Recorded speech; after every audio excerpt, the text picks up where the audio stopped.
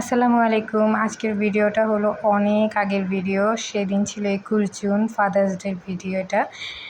তো আফিফা অনেকদিন যাবতই বলছিল যে বাবার জন্য একটা ফোন কিনবে। ওর আর আয়েশার জমানো টাকা দিয়ে একটা বাটন ফোন কিনবে। তো সেই জন্য অনেক দিন যাবত বলছিল, আমরা সময় করতে পারছিলাম না। পরে ফাদার্স ডের দিন সন্ধ্যাবেলা আমরা বের হয়েছি।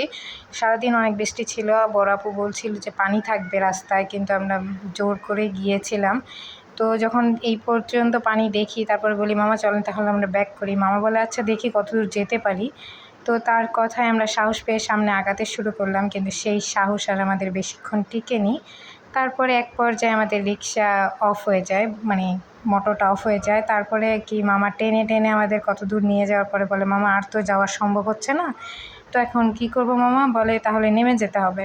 এখন সেই পানির মধ্যেই নেমে যেতে হবে। তারপরে আর কি আমরা কষ্ট মষ্ট করে ওই পানির মধ্যে নেমে হেঁটে হেঁটে তারপরে আমরা মার্কেট পর্যন্ত যাই মোবাইলটা কিনতে। যদিও আশেপাশের দোকান থেকে আমরা কিনতে পারতাম, কিন্তু যেহেতু বাটন ফোন কিন্তু পছন্দ হচ্ছিল না। পরে অনেক কষ্টে পানির মধ্যে দিয়ে গিয়ে ফোনটা কিনি। কেনার পরে আয়েশা তো মহা খুশি। আফিফাকে যদিও নিয়ে আসতে পারিনি, কারণ আমরা জানতাম যে একটু পানি থাকবে, তো আফিফাকে নিয়ে আসলে অনেক বেশি কষ্ট হবে, সেই জন্য আর আফিফাকে নিয়ে আসা হয়নি। তারপরে এই তো আমরা সন্ধ্যাবেলা ফোনটা কিনে এখন বাসার দিকে রওনা হচ্ছি। কেনা হয়ে গেছে। আর সেদিন আমরা বাবার জন্য তেমন স্পেশালভাবে কিছুই করতে পারিনি, শুধু এই ফোনটাই কেনা হয়েছিল। আমরা কেউই টাকা দিইনি। আফিফা আর আয়েশা চেয়েছিল ওদের নিজেদের টাকার মধ্যে কিনতে, তো সেই জন্য ওরা যা পেরেছে সেটাই কিনেছে। তারপরে এই তো সেই আবার পানির মধ্যে দিয়ে যাওয়া ছাড়া আর কোনো রাস্তা ছিল না, কোনো ওয়ে ছিল না। তো এই পানির মধ্যেই আমরা যাচ্ছিলাম হেঁটে হেঁটে। এবার তো মাশাআল্লাহ দিলে যাওয়ার সময় আমরা কোনো রিকশাই পাইনি। তারপর অনেক কষ্টে বাসায় আসি। এসে তাড়াতাড়ি করে গোসলটা সেরে একদম ফ্রেশ হয়ে তারপরে বাবাকে আয়েশা আর আফিফা মিলে ফোনটা দিচ্ছিল। তো আব্বু ভাবছে কী হবে, ফোন কিনেছে, কে কিনবে? আর কিনলে আমরাই কিনবো, বড় যারা আছে তারাই হয়তো কিনেছে। বলতেছিল যে কেন ফোনটা কিনছো?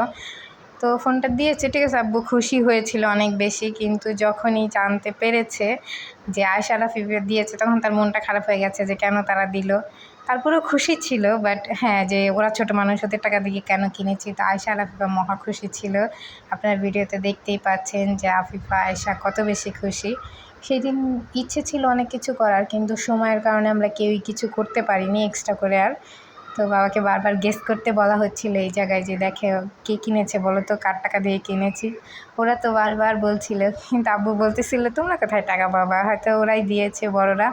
তো এভাবে বলছিল, কথাবার্তা হচ্ছিল। সবাই মিলে অনেক সুন্দর একটা মুহূর্ত পার করলাম। সবাই আমার বাবার জন্য দোয়া করবেন যাতে আল্লাহ সুস্থ রাখে, ভালো রাখে, আমাদের জন্য অনেক অনেক দোয়া করবেন।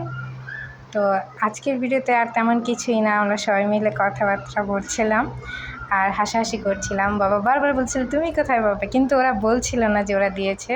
তো লাস্টে বলা হয় যে হ্যাঁ আয়েশা আর আফিফা দিয়েছে। তো আজকের ভিডিও এই পর্যন্ত। সবাই ভালো থাকবেন, সুস্থ থাকবেন এবং আমাদের জন্য দোয়া করবেন। আল্লাহ হাফেজ।